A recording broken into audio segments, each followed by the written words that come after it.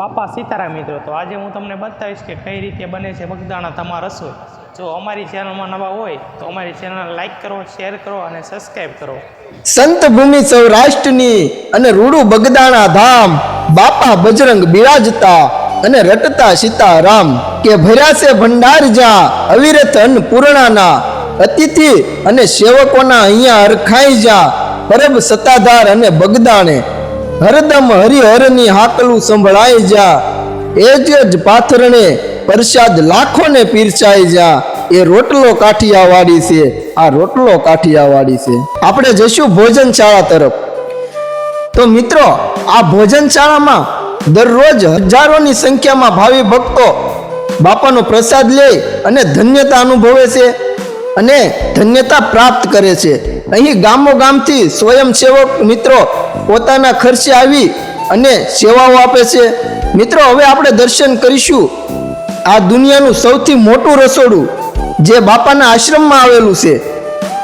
તો ભાવથી નિહાળજો અને કહેજો કે બજરંગદાસ બાપાનું રસોડું કેવડું મોટું છે। કમેન્ટમાં તમે જરૂરથી જણાવજો।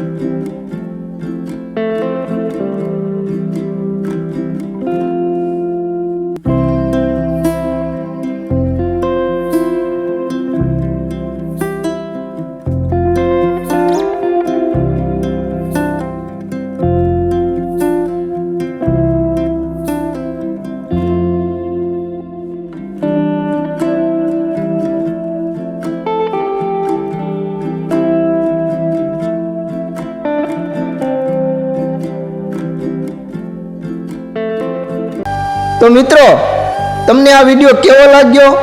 જો તમને આ વિડીયો ગમ્યો હોય તો વિડીયોને લાઈક કરો, શેર કરો અને ચેનલને સપોર્ટ કરજો અને તમારા મિત્રોને પણ આ વિડીયો શેર કરી અને બાપાના આશ્રમની સંપૂર્ણ માહિતી વિશે જણાવો।